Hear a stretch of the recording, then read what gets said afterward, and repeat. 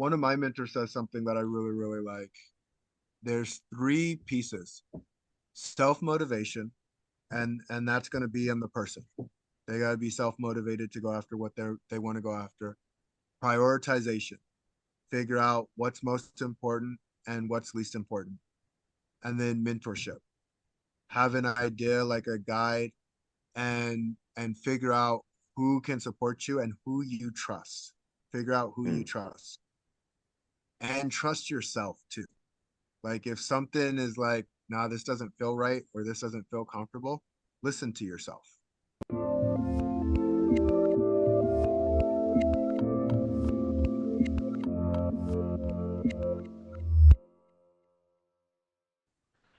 Hey everyone, this is Devin Miller here with another episode of The Inventive Journey. I'm your host, Devin Miller, the serial entrepreneur that's grown several startups into 7 and 8 figure businesses, as well as a founder and CEO of Miller IP Law, where he helps startups and small businesses with their patents and trademarks. If you ever need help with yours, just go to strategymeeting.com, grab some time with us to chat, and we are always here to help. Now, today we've got another great guest on the podcast, Clifford Starks. And Clifford started his journey, went to high school, and in his own words, was what is a bit overweight, lost some weight, got into our high school sports, and then went off to college and went into sports medicine and kinesiology. Afterwards, got into the UFC and then got into doing businesses before starting his own. So, with that much as a quick overview, welcome onto the podcast, Clifford. Yeah, Devin, I appreciate you having me. Thank you. Hey, excited to have you on and to hear your journey. So I gave the 30-second version to a much longer journey, but why don't we rewind and unpack a little bit and tell us a little bit about your journey starting in high school. Yeah. So what got me in high school, I say there's three areas: 4, 5, and 6 years old. When I was four, my dad ended up leaving, my biological dad. When I was five, my grandfather passed away, and when I was six, my mom remarried to the guy I call dad to this day. And it Hmm. left me in a place of people who don't have to be there for you, can choose to be there for you. People who are supposed to be there for you might not be there for you, and we're all gonna die. So live life to the fullest. And that's what I really wanted to do: live life to the fullest. And so when I got into high school, I got into wrestling, I got into football, I got into sports. I was overweight in middle school and ended up losing the weight, which was really exciting. And then I'm like, okay, let me put my hand in sports and see how well I can do. And just like everything else I've ever done, I sucked at that too. I suck and then I get good. So which, or just at, or kind of to fill that in, which sports did you start out with, or what was kind of the focus at the high school level? Yeah, so my freshman year, I did wrestling. My sophomore year, I did wrestling, track, and football, and I stayed pretty consistent of the three. I ended up becoming a state champion in wrestling, a state champion in track and field, and I was an All-American in football. Awesome. Well, sounds like it certainly put you on the trajectory of whether or not, in your own words, you sucked, or I'm sure you did much better than you or than you convey, but you kind of went down that sports route. Now, sounds like, or it seems like that would transition to kind of what you went off and studied for in college, or went into that for a bit. Yeah, yeah, yeah. And I look at the word suck is it's just a word, and we can choose like my best friend. I didn't know it at the time, were my belief systems. So my belief systems are I believe in myself. That's all I got. That's all I need. And in believing in yourself, you can suck and get better. And you can also be good and start to suck if you're being cocky. But Hmm. my belief systems are I'm gonna do my best. I'm gonna be my best and let the rest fall where they fall. And it's served me time and again as I've gone through my journey. It's serving me into my entrepreneurial journey as well. Like doesn't stop serving. No, makes perfect sense. So now, so you get into doing that, first getting into sports in high school, going off and studying that in college. Now, kind of walks through the did you because you transitioned or eventually went over into the UFC. So how did you kind of go from college and Yeah, studying kinesiology and kind of sports medicine to, on the one sense, it makes sense. You love sports or you like to be competitive in that nature, but kind of how did you go from college to fighting in the arena? yeah. So I do have a super competitive nature, and I went from when I got out of college, I got into personal training, and I didn't even realize I was taking this on as a challenge, but I worked with women specifically, and men and women just have a different language just to begin with. Like their language is different, Hmm. but I love supporting people in their growth, and I love being challenged. So that's probably why it was a perfect challenge for me. And then at the time, I'm like, I wonder what my next big challenge is, because I was getting really successful at supporting people in their fitness journey. And I was watching the UFC, and I'm like, that would be really scary to get into a cage with people like that. I think I want to give that a try. And so I did. So now, so you get into it now, getting into it is, I would assume, but you can correct me if I'm wrong, that there's more than just, hey, one day I decided I'm going to go find the UFC. There's probably a period of whether it's training and working your way up and, otherwise or getting familiar with it and becoming better at it. So kind of how did you get into it or how did you kind of into getting into UFC and becoming a fighter? Yeah. So I started practicing at uh like a hole in the wall gym, just to see if I even had something to grasp with. And I was doing okay.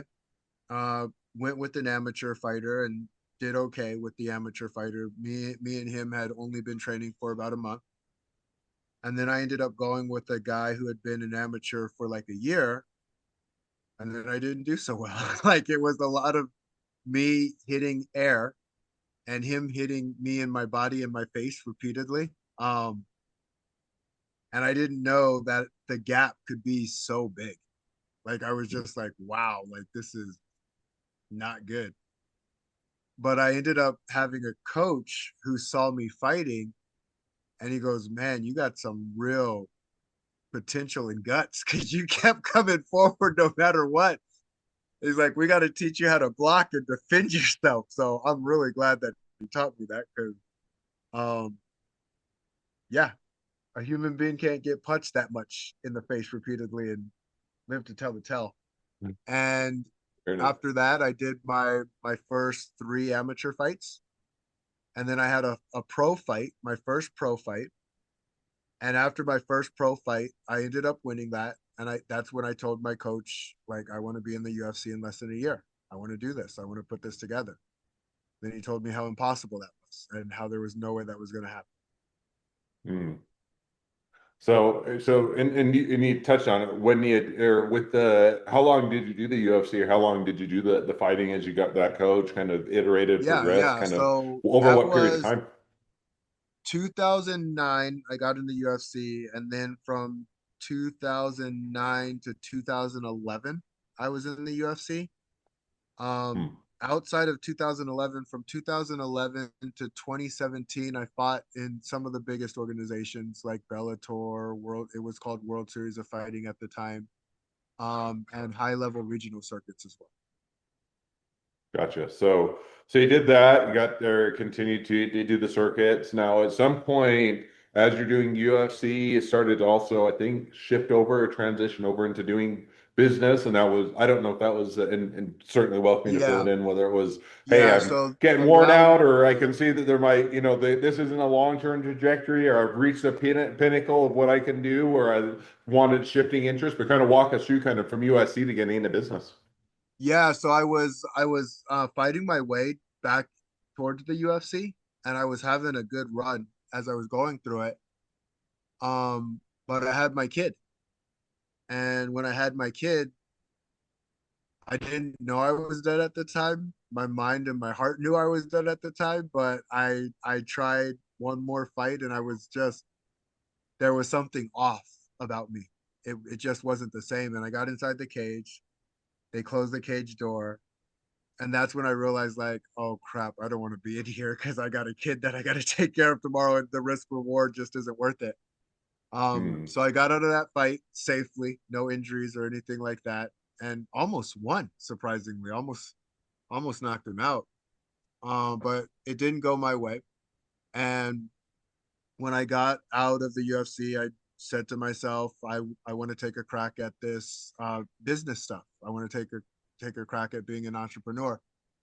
So my first venture was actually Amazon FBA, which was arbitrage in Amazon, buying at wholesale and selling at retail. And I learned a lot of lessons going through that process. It was a very interesting process and very interesting learning lessons. So you get into, and what kind of drew you to that? Was it just, hey, this is something that I'm familiar with, comfortable with, and there's a good opportunity, so find it interesting, I or saw kind of, the opportunity. Yeah, I saw the opportunity, and because they make it sound like, well, it's part of a $1 billion pie, and if you just take a chunk of this pie, and then you end up, and I was like, oh wow, I'll be able to take care of my family. I'll be able to take care of my family at a high level and create the impact that I want to create because I wanted to influence 1 billion people. That was my goal. Um, but I quickly learned having an opportunity doesn't mean necessarily mean it's the opportunity for you. Like I hmm. got into it and I was doing okay, but it wasn't something that I really thrived. Gotcha. So no, it makes sense. And sometimes you get into business and you can see the opportunity, and whether it doesn't match up with interests, or you find that there's a limitation, whether it's your limitation or market limitation or a combination of all the above. You start in one area and you end up transitioning over to the other. So you started on the Amazon front of things, and as you kind of said, okay, doing okay, but not necessarily where I want to be long term. Kind of where did you go from there? Yeah.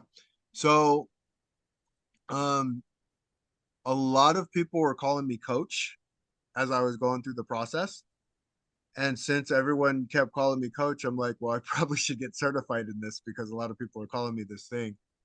And when I got certified, I realized it was something that I had been doing since I was young. As a kid, Hmm. I was coaching. Um, and I really fell in love with it. I really loved being able to coach people through their process.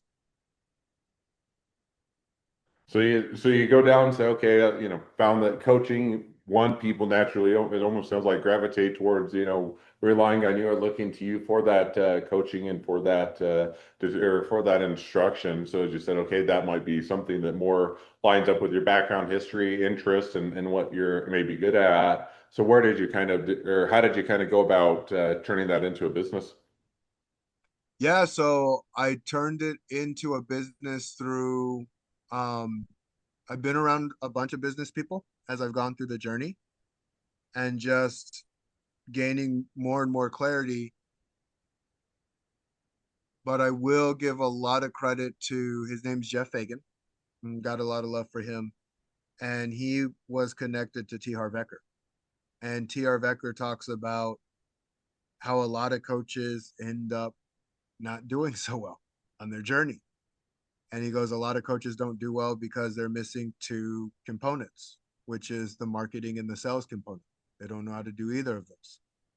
And as I went through my journey, I realized I want to say quickly, but it wasn't that quick, just quick enough, I guess would be the best way to put it. Hmm. Is if you don't have sales and marketing in place, you're in a lot of trouble, in a lot of trouble. And so I got really detailed in learning about sales, learning about marketing. And what I ultimately said was, oh, wait a minute. Sales and marketing is nothing more than leadership. They're both the same thing. The ability to ask an effective question, the ability to know what's going to serve a person before they even know it's going to serve them. The ability to communicate those things in a way that makes them go, oh, this is why I need this thing. This is how this thing serves. Hmm. So no, makes perfect sense, and sounds like it was a good fit for you. So now as you kind of started into going down that, that coaching role and or shifting the business focus to that kind of catch us up where things at today, kind of how things evolve, kind of when did you start, and kind of walk through kind of that starting of the full-time coaching to till today. Yeah, yeah. So as I've gone through my process, I've gotten clearer and clearer on who I serve. They're around me all the time. And I was literally just talking to my coach about that today, saying, wait a minute, our people are always around us. What we need is always around us. We just have to be able to look and ask the right questions. And so now I have a couple of different pieces. I've taken my athletic journey and really supporting entrepreneurs in an athletic way. And the way that I talk about is I have a training room and I also do one-on-one. And when I was an athlete, when I was a fighter, when I was a trainer, when I was anything that I've ever done, there's a time to have a group involved, and there's also a time to have that one-on-one attention involved. And so now I'm just going all in. I created a formula called the Fighter's Formula. And at the time, I didn't know this was what I was going to be doing, but I'm like, holy crap, I'm creating a movement as I'm going through this process. And the movement is supporting leaders and being the best leaders that they can be on their journey. Oh, that sounds awesome. Sounds like it's a fun place to be and presents a lot of great opportunities. So now if you were to take kind of that, that's where what's led to where you're at today, looking at about a bit out into the future, kind of where things are headed, looking 6, 12 months out or out in the future, kind of what do you see as the next step or the trajectory of where things will be or go over the next 6 to 12 months? Yeah. So the goal is to stay consistent on doing these 5 things that I'm doing on a regular basis. So the first is attract. Who are you attracting? And who are you detracting? Right? There's a duality to each piece. And then to really nurture my audience. So I'm attracting them in, I'm nurturing them. And then there's the alignment. And what was interesting, I used to call it convert, but as I went through my process, I like alignment. I like to align with people and I ask questions to see where the alignments are at. If it's a if it's a good fit, it's a good fit. And we want to connect with each other and they know that I can serve them in the way that I say that I can serve them and I know that I can do that service. So I look for the alignments and then the transformation. We go through the transformation and then the champion. And the champion is when you transform a person, when you get them seeing a different way, thinking a different way, acting a different way, and getting different results in their life, they want to champion you. They want to celebrate what you gave to them and give it to other people. And so now it's just really polishing that up because I can always get better. I can get better at attracting people. I can get better at nurturing them. I can get better at figuring out where the alignments are. Can get better at transformation and get better at having them champion that message out. No, it sounds like, I think in kind of keeping that structure of, hey, we're going to continue to focus and build on what, where our strength is at and kind of where the business is aligned at, definitely makes sense and provides a lot of that value. So sounds like it's a great trajectory to be on. Well, now as we've reached the present day of the journey and even looking a bit to where things are headed, great time to transition to the 2 questions I always like to ask towards the end of each episode. So the first question I'd like to ask is, along your journey, what was the worst business decision you ever made? What did you learn from it? This was actually before I got into my own business. I ended up signing paperwork that I shouldn't have signed. I was a teenager at the time and learned a very valuable lesson. Um, One, creditors will come after a person, whoever, they don't care. And two, I also learned if I'm just open and transparent, people actually do their best to support you. If you let them know, hey, this is what it is. Like I basically signed a loan of credit for a lot of equipment and I didn't have the money to pay for that. And I was one individual and they were coming after me. And I just told them, like, look, this is the situation. I made a stupid decision. I shouldn't have signed my name on this information. What do we do about it from here? Hmm. People surprisingly will do their best to help you out. No, I think, and that one's one where you kind of, as you get the experience and background and you've gone through it before, one of those mistakes that you probably tend to avoid. And yet on the front end, as you're less experienced, getting to understand and getting experience and, kind of going through that initial phase, especially at the younger age, is one where area that easy make a mistake, but a great one to learn from. So definitely a good Yep. one to hear.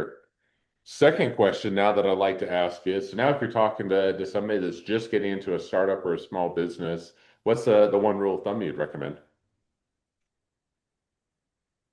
So one of my mentors says something that I really, really like. There's three pieces: self motivation, and that's going to be in the person. They got to be self motivated to go after what they want to go after. Prioritization, figure out what's most important and what's least important. And then mentorship, have an idea like a guide, and figure out who can support you and who you trust. Figure out who you Hmm. trust, and trust yourself too. Like if something is like, nah, this doesn't feel right or this doesn't feel comfortable, listen to yourself. No, I couldn't agree more. And, that's sometimes, easier said than done in the sense that sometimes the people you think you can trust are the ones that, can portray you or hurt the most. And yet you also get a feel for, who you can trust and to what degree and what areas. And get in as you get more comfortable with it, it's definitely you have to have or trust people and have those people in the positions that make sense in order to be able to build and to grow and to get there and to be willing to extend that level of trust as they extend it to you is definitely a two-way street and a good one to Mm-hmm. learn. So definitely a great rule of thumb. Well, now as we do wrap towards the end of the episode, if people want to reach out to you, they want to be a customer, they want to be a client, they want to be an employee, they want to be an investor, they want to be your next best friend, any or all of the above, what's the best way to reach out to you, contact you, find out more? Yeah. Well, Devin, one, I want to thank you for allowing me into the podcast. And I want to thank everybody who was open to listening to it. Hope it provided value to you. For me, you can either reach out to me on Facebook or LinkedIn under Clifford Starks and just wave me a hi. And if there was something that really, really interested you, I'd love to hear about it. I love supporting people in any way that I can. Awesome. Well, I definitely encourage people to reach out, support a great business, make it or expand their network, make a new connection. If nothing else, make a new best friend. So, with that, thank you again for coming on the podcast. It's been a fun. It's been a Yeah. Thank you. pleasure. Now, for all of you listeners who are out there, if you have your own journey to share and you'd like to be a guest on the podcast, we'd love to have you. So just go to inventiveunicorn.com, apply to be on the show. A couple more things as listeners. Make sure to click share, subscribe, leave us a review. Helps us to reach even more startups and small businesses to help them along their journey to success. And along that note, if along your journey you ever need help with patents or trademarks or anything else with your startup or your small business, just go to strategymeeting.com, grab some time with us to chat, and we're always here to help. Well, thank you again for coming on the podcast and wish the next leg of your Yeah. journey even better than the last. Amen. Thank you, Devin. You have yourself an amazing one.